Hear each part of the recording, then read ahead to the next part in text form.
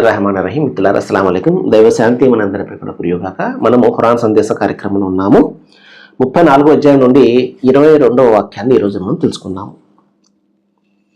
మనిషి ఇక్కడ ఆ సృష్టి ప్రభు ఏకేశ్వరుడు సర్వేశ్వరునికి సమానంగా చాలా మంది నిలబెడతారు. ఏమండి, ఆ నిలబెట్టిన వాళ్ళలో మనుషులు ఉంటారు, నూరు లేని జీవాలు ఉంటాయి, లేకపోతే తను ఊహించి సృష్టించినటువంటి కొన్ని స్వరూపాలు ఉంటాయి.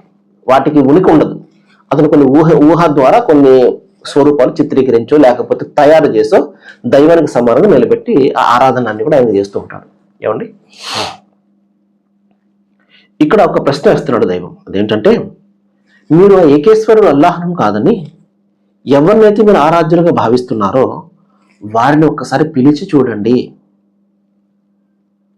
వారు భూమి ఆకాశాల్లో రవ్వంత వస్తువు కూడా యజమానులు కారు.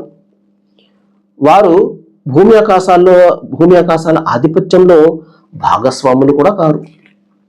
వారి యొక్క వాస్తవికతను గురించి చెప్తున్నాడు. ఎందుకంటే అందులో మనిషి దైవానికి సమానంగా నిలబెట్టిన వాళ్ళలో మనుషులు ఉండొచ్చు, అదేవిధంగా జీవాలు నోరు లేని జీవాలు ఉండొచ్చు, అదేవిధంగా తను సృష్టించుకున్నటువంటి స్వరూపాలు ఉండొచ్చు. మనుషులను తీసుకున్నాం అనుకోండి, మనిషి ఇక్కడ సర్వశక్తివంతుడా? ఏదైనా చెప్పండి. మనం ఎంతమందిని చూడడం లేదు, ఎంతమంది బాబాలను లేకపోతే వాళ్ళని వీళ్ళని మనం చూడడం లేదు. జబ్బు పడితే వీరు అందరికీ స్వస్థత ఇచ్చేవాళ్ళే, జబ్బు పడితే హాస్పిటల్ చుట్టూ తిరిగే వాళ్ళు వీళ్ళే. ఇక్కడ మనిషి అండి, మనిషి బలహీనుడు, అన్ని విషయాల్లో కూడా బలహీనుడే. కాబట్టి ఇది మనుషులకు సంబంధించింది. అదేవిధంగా జీవం ఏం చేస్తుంది చెప్పండి? నోరు లేనటువంటి జీవి ఆ దైవం యొక్క స్థానాన్ని ఎలాగిస్తాడు? ఉదాహరణకి ఒక పశువు ఉందండి. మనిషి ఈ రోజున దైవానికి సమానంగా దాన్ని నిలబెట్టి ఆరాధిస్తున్నాడు కదా. మనిషి ఎప్పుడైనా తిట్టినప్పుడు ఏం చెప్తాడు చెప్పండి? నువ్వు మనిషో పశువు అంటాడు. అంటే ఒక పరుష పదజాలానికి, ఒక తిట్టుకు పర్యాయ పదంగా ఉన్నటువంటి ఒక జీవిని తీసుకొచ్చి దైవం స్థానం ఇస్తూ ఉంటాడు.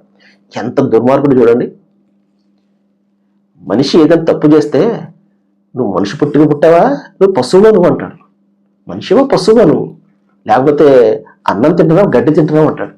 అంటే ఒక దిగజారుడితనానికి నిదర్శనంగా ఉన్నటువంటి ఒక అస్తిత్వాన్ని, ఒక తిట్టుకు, ఒక పురుష పదజాలానికి పర్యాయ పదంగా ఉన్నటువంటి ఒక అస్తిత్వాన్ని తీసుకుని వచ్చి ఆ పరమశక్తిమంతుడైనటువంటి ఆ ఏకేశ్వరునికి సర్వేశ్వరునికి సమానంగా నిలబెడతావా నువ్వు? ఇంత ఘోరమైనటువంటి పాపం చేసినప్పుడు దైవం నేను ప్రశ్నించకుండా ఉంటాడా? మహాశిలారా, ఈ విషయాన్ని గమనించాలి. ఇప్పుడు అదే చెప్తున్నాడు. ఒక్కసారి మీరు పిలిచి చూడండి, మీ పిలుపుకి ఏదైనా సమాధానం ఇస్తాయవి? నోరు లేనటువంటివి కదా. కాబట్టి ఆ సృష్టి ప్రభువును మాత్రం మీరు వేడుకోండి. సర్వేజన సుఖినో భవంతు.